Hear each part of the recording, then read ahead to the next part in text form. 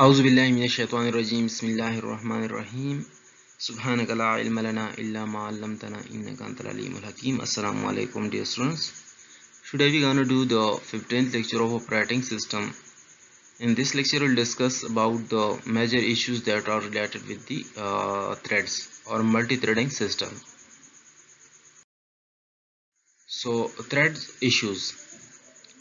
There are certain issues with multi-threading and they are, here you can see, the fork and exec system call. The second issue is thread cancellation, and the third issue is signal handling. So basically in this lecture we will discuss about these issues and that are common in multi-threading systems. So fork and exec system calls, similarly thread cancellation, and similarly signal handling. These are the three major issues that we will face while using multi-threading system. But we'll also discuss how can we resolve these issues and how standard operating system like Windows and Unix handle these issues. So let's first discuss fork and exec system call. As you may know that fork is a system call in which a process creates new processes. So whenever a process want to create a new process, then it just execute a special instruction, and that is a fork. So this fork is a special instruction, and that is basically a system call that creates new processes. But the new process is basically a replica of the new processes are replica of the original process. It means that the original process is duplicated. The address space of the original process is duplicated. The process which creates the new process is called parent process. So a process which creates the other processes is called parent process, and that process basically executes the system call fork, right? And while the new process created is called child process, and the process which is created as a result of the execution of the instruction fork is called child process. So a child process is the process which is created by some other process, and the other process which creates some process is called the parent process, and that whole process is basically carried out using fork instruction. And fork is a system call when that fork and particularly this is when we are discussing this section, we'll consider Unix as the underlying operating system, right? So we'll consider Unix operating system. The new process thus created shares address space when exec system call is made, and whenever after the fork system call, when the exec system call is made, then what actually happens is that the address space of the parent process is duplicated, is replicated by the or is totally shared with the child process. So new process thus created shares address space. It means that the address space is shared between the parent and the child process after the exit system call is made. Both processes because share common address space, right? So if both of them have common address space and they are sharing the address space, so they can communicate with each other efficiently and very easily, right? So you can see here that they do not need a special instruction, a special synchronization mechanism, special interrupt services, but they can communicate with each other directly, easily, and efficiently. The termination of parent process also terminates the child process, while the reverse is not true. And if the parent process is terminated by itself of some other process externally, then it also terminates the all the children that it has created. So if for example we have a process and that is the parent process, for example at this process P1, and it has created number of processes using fork instruction and exec instruction, and all these processes share a common address space. For example on the storage, this is the common address space shared by all these processes equally. So it is very easy for all of them to communicate with each other. And for example, if any of them is terminated, for example this child process is terminated, then only this process is terminated and it doesn't render the parent process terminated. Okay, but if the parent process is terminated, then it terminates all the processes, all the children processes of this process. If the process is a single threaded process, if the process is a single threaded process, if there is only a single thread in the process, then no problem occurs with fork and exec system call. Then how you are creating, how when you are calling fork and when you are calling exec, it doesn't matter, because you are working on a single threaded system, because the whole address space is considered private and atomic, because it is shared by a single thread. But if the process is multi-threading, if there are multiple threads in a process, if there are multiple threads in the process, then some questions arise, then we'll have to answer some questions. Alright, so here are the questions that we'll discuss. The first question: which thread has executed the for system call? Is we said that there could be multiple threads. So for example, these are the threads and within a single process P1. So for example, these are three threads of a single process P1. Okay, and if we say that P1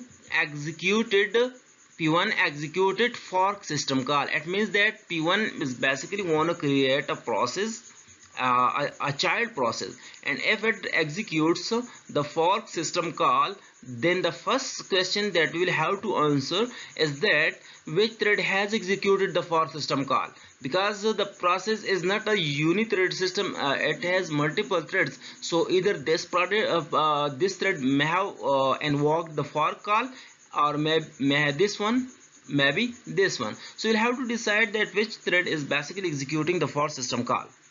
The second question that we will answer is that how many threads have executed the fork system call. It is possible that at a time, because threads are running concurrently and more than one thread simultaneously execute fork system call. For example, this is a thread and it executes fork system call, and at the same time there is another thread, this one, and it also executes the for system call. So how many threads have executed the for system call? It means that how many children will be created, how many children will be created. And the third question, that is the very important question. All these questions are basically asked in order to answer this question. And this question is that if a thread executes fork, then the new process will consist of only that thread, or all other threads of the process will be replicated. As a result, for example, consider this situation that only the first thread invoked the for call, and as a result a new process is created. And for example, this is child process 1, CP1. Okay, so for example, this is child process 1. Now how many threads will be there? In this process? Because only this thread has invoked the for call, so we have two options. The first option is that we either have only the first thread of the P1 and the CP1, because only that thread has been incorporated in the child process. Now in another setup, we have all the thread replicated. So when to replicate all the threads and where to replicate only the thread that invokes the for call, this decision will be critical in operating system. So I hope you may understand. Let me repeat this statement once more, and it is that if a thread executes fork, then new process will consist. Of course, if a thread executes fork, then new process will be created, but the new process will consist of only that thread, only the thread that has invoked the for call, or all threads of the parent process will be replicated, right?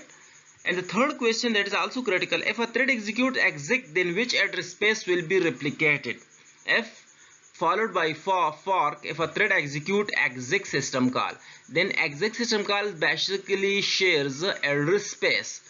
So if this address exec is made, and for example p1's address space was this was the address space for p1, and once cp1 is created and now exec system call is made, then you may notice that this whole address space may either be shared with this process, or only a particular portion of this address space, only a particular portion of this address space will be shared with this process. So this decision is also critical. And all these questions are issued as multi-threading systems, but the solution is straightforward. As I already discussed, that we'll consider Unix as a standard. So what actually happens in Unix provides two kind of fork system call. So it has two types of fork calls, two versions of fork call. The one which duplicates the process that consists of only one thread. Okay, so the first version of fork is that in which the process that consists of only one thread, the one which has created it.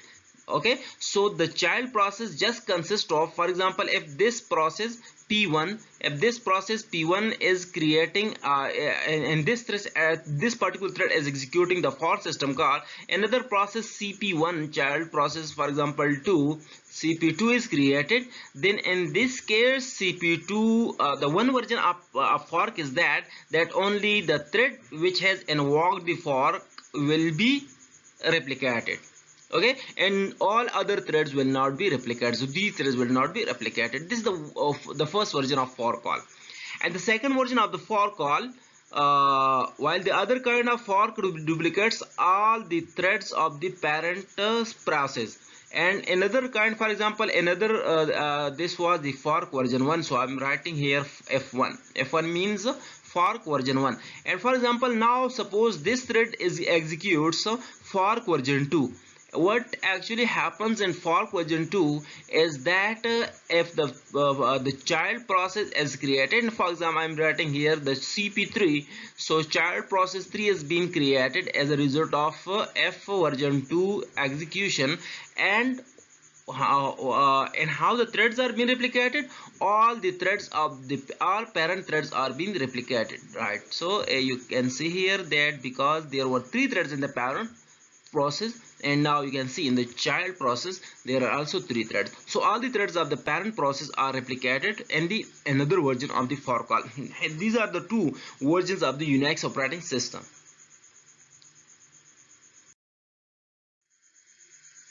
Now the second issue that will face in multi-threading system is thread cancellation.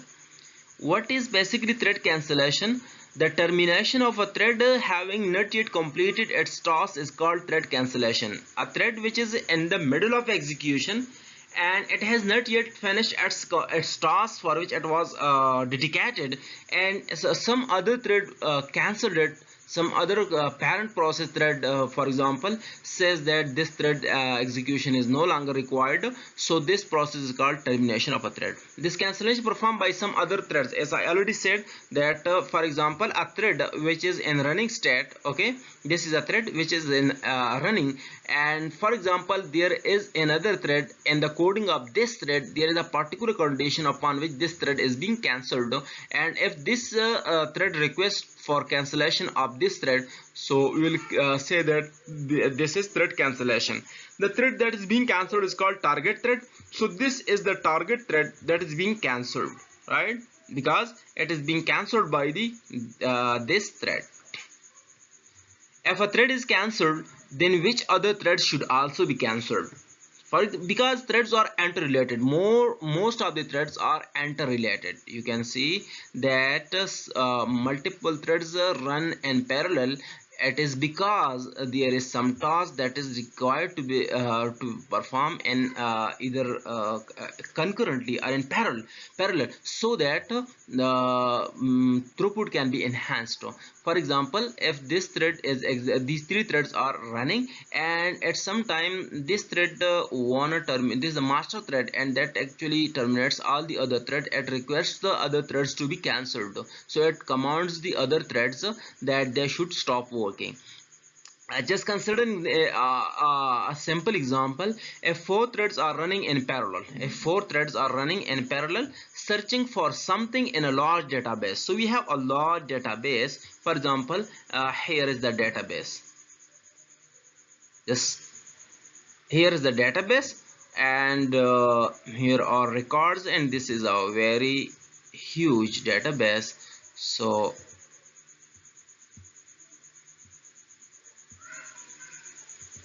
these are the various records in the database. And because the searching is too complex, it is not possible for a single thread to start execution from here to here, and for some interactivity reason or for some other reason, because it will take equal time. But I'm just creating an example for you to understand this scenario, that if single thread is executing all this data, it may take a significant amount of time, and it also in the worst case it's also create troubles. So we have four threads. We have four threads to search data in this database. The first thread searches for odd indices from the top. So for example, here is a thread that searches for the odd indices from the top in this way. So the first, third, fifth, and so on. And here we have another second thread is there, which searches for even indices from the top. And we have another thread that searches for 2, then for 4, and then for 6, and so on. So we have T1. T1 is searching for odd indices from the top, and T2 is another thread that is searching for the even indices from the top. And similarly we have T3, another thread that is searching for odd indices from the bottom. T3 is another thread that is searching for the odd indices from the bottom. And similarly we have another thread that is T4 that is searching for even indices from the bottom. Okay, so for the from the bottom T4 is searching for even indices. Now you suppose that somewhere in the middle, for example, T1 found the data at this location. T1 found the data at this location, and after some execution, and all the threads T2, T3, and T4 are busy and searching. But now that T1 has found the data, now if the data is found, then T2, T3, T4 need not to execute further, and for that purpose they must be cancelled.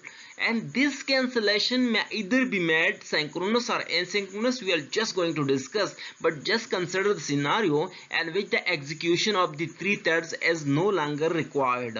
So thread 1 will have to cancel the other threads. It will tell the other threads that you need not execute further, because the thing for which you are searching combinedly has found. Okay, if one of the thread finds the data, then it needs to cancel all other threads. So how this cancellation be performed? And in complex system, how many threads be cancelled? There could be thousands of threads. So how many threads will be cancelled, and which thread will be cancelled? This decision will be really critical for multi-threading system. So consider the types of cancellation they will have. The cancellation can be performed in one of the two methods. We have two methods in which we can cancel the thread, and the one is a asynchronous cancellation. Indeed, another one is synchronous cancellation. So let us discuss both of them. In asynchronous cancellation, just like its name tells, the specified threads are forcefully and automatically cancelled. The threads which are targeted are forcefully terminated. just like in the previous example that I discussed. For example, if T1 found the data and other threads T2 T2, similarly T3 and similarly 3 4, because all of them were searching for something and that thing has already been found by T1.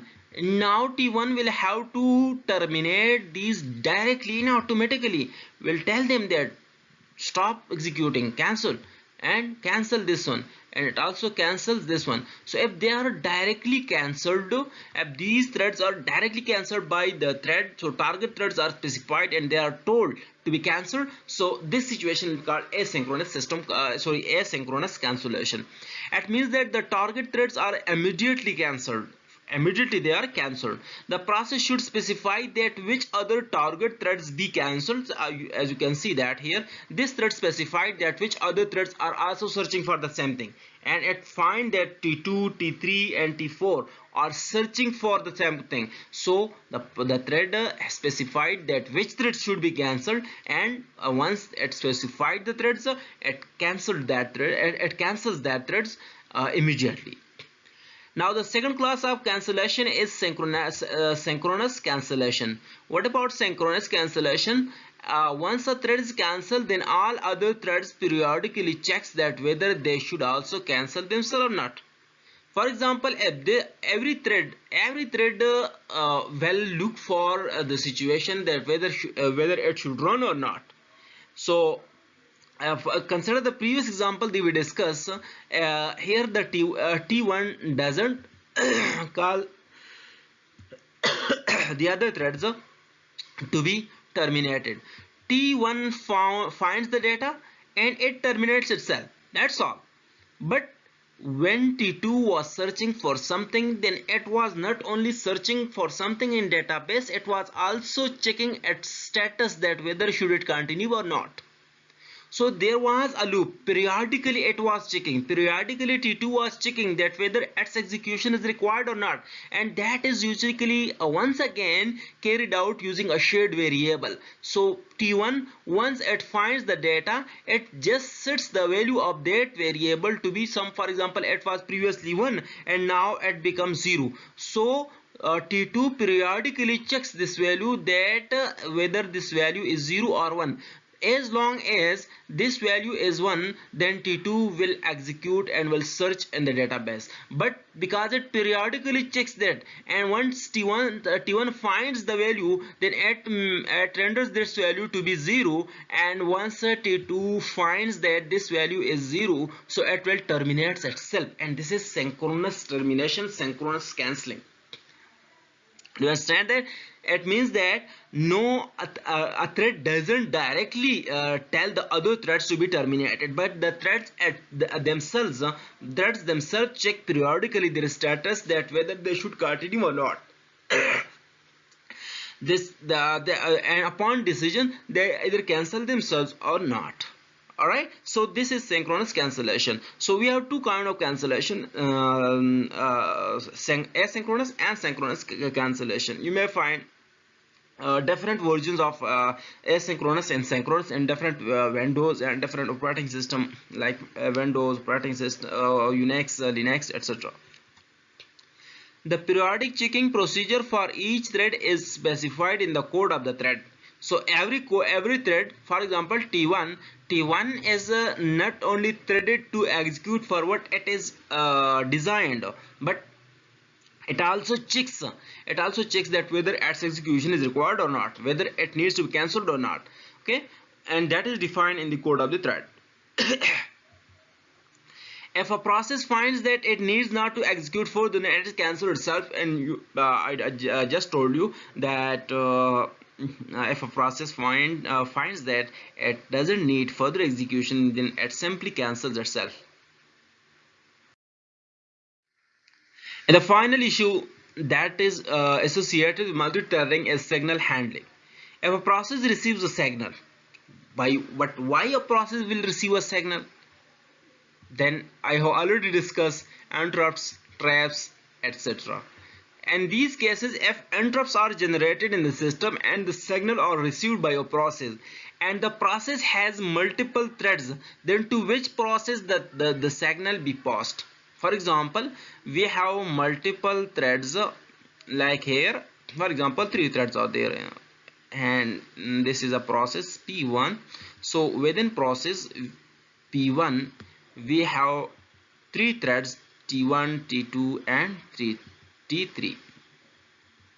This is for example P1. And now for example it is in running state, and some signal is generated or some interrupt is generated, and it is given to CPU. Then what to what thread this signal will be passed. This is not the signal that we have discussed in the semaphore, but the signal that is generated by some interrupt or some hardware, or some in case of some system error, some software error, etc., some exceptions. So the first decision, and the process has multiple threads, then to which process the signal does the signal be passed, to which process this signal be passed. It means that which thread should handle this signal. For that we have multiple solutions, and the first is that the signal may be transferred to the appropriate thread that is special for the occurred signal. For example, every interrupt which once it is created, it is also associated not only to process but to a particular thread. So to the thread it is associated with, this is the simplest solution, that the signal will be passed to the thread to which it is associated. Simple. But in second case, the signal is transferred to all the threads of the process. The second case is that if a signal is received, then it is distributed, it is directed to all the threads of the process. So this single signal will be distributed among all the threads in the process, right? And the third solution is that the signal is transferred to some subset of the threads in the process. So this is just like the previous one, but in this case the signal is passed, for example this signal, and this is passed to some selected subset of the threads. So for example, I am selecting the subset to be the first two threads, so only the first two threads, and this signal is passed to only the first two threads of the process. Okay, and the final solution that is mostly used in Solaris, there may be a special thread in the processes which will responsible to handle all signals. So we will have a special thread in the process. In every process we may have a special thread that will be dedicated to handle the incoming signals from the hardwares or software. So for example, a signal is coming to a P1, then it is directed to the special thread that is responsible to handle every signal, every kind of signal that is generated in the system. So this is how signals are handled in the multi-threading system. So these were the three issues that there were the major issues that are faced in multi-threading system, but we still have some other situations. So let's discuss the threading chapter, and let's complete this chapter. The choice of implementation depends on particular choice of the system. Besides these issues, a thread may need some private data. As we said, that thread mostly share the address space, but in some situations that in critical situations, a thread should also have some private data. As data is shared among threads of the processor, some thread may keep its private data. For example, like in the previous example, thread that manages the handle the signals. For example, a special thread that is dedicated to manage the signals, incoming signals of the interrupt, etc. So in this case it keeps some private data. In that case, special procedure should be there to realize this. Okay. Okay, so special procedure should be there to realize this, and this thread specific data is called TLS, threads local storage. So if a thread needs some private data, then that data is called TLS, or local storage. In order to handle user level thread, an abstract processor model can be developed such that for every user thread, a virtual processor called lightweight processor is used, while for every kernel thread, a real processor is used. That means that we can virtualize the system. We can create just like a virtual machine, that at the one end there is a virtual processor, and at this end there are also virtual processor. So and this sense, the virtual processor is basically a subset of virtual processors. There are multiple virtual processors.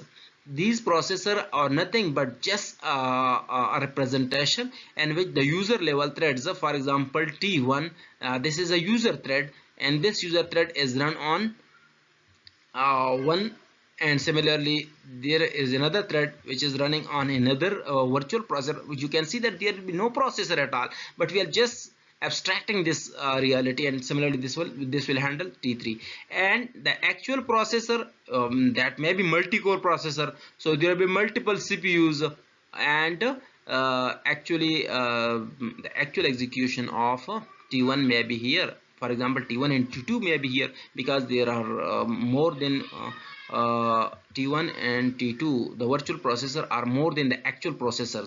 So two threads are being executed on this, and one thread is executed on this processor. So you can see that this virtual processor are mapped on the real processors.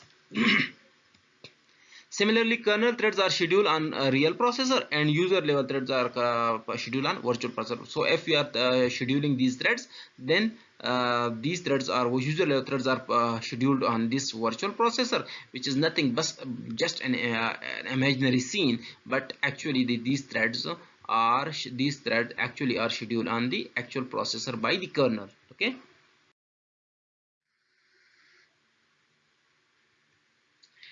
uh, Designing a multi-threading system is not that much easy. If you are a programmer, you are developing a software, you are developing a website, you are doing everything, then in that case you will have to decide when to use multi-threading system, and how many threads should be created, and which thread will be responsible to handle what, right? So designing threaded system needs user experience and the ability to modularize program.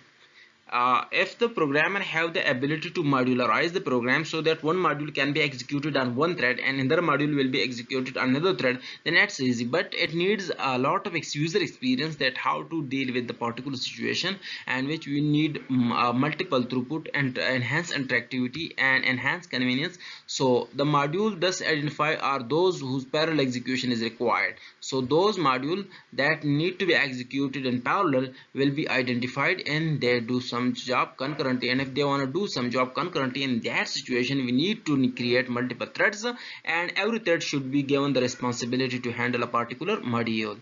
For example, an LMS of university, this is just a mock example in which we are learning ministry of university. A thread should be used for each student while downloading the content, and another thread should be used to watch video lectures. Similarly, another thread should be used for the teacher to upload lectures, etc. It is because all these threads seem to be running in parallel, because all these activities is possible, and is highly probable that they will run in parallel.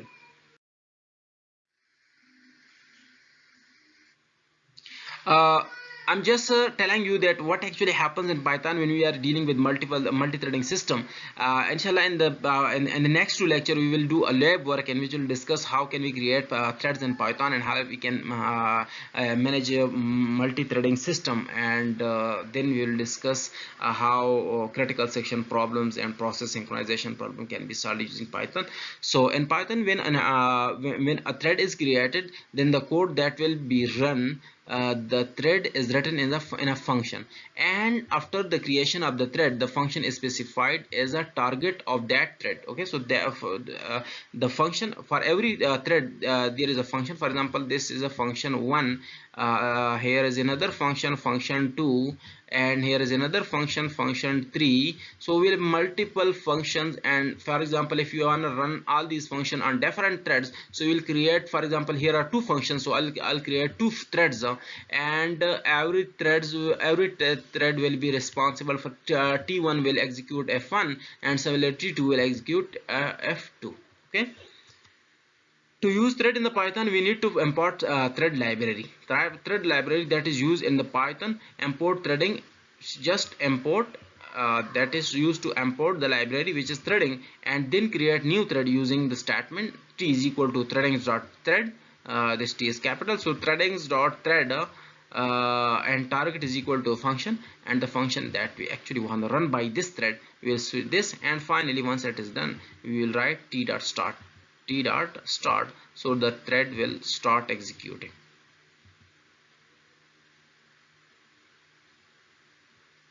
Okay, so t.start is a function that basically runs this thread. T is the name of the thread, func is the function to be run, the t after specifying that we need to run the thread using statement t.start. Thank you so much. Inshallah, in next lectures we will discuss some practical use of threads, and we will implement threads in Python. Fi amanillah.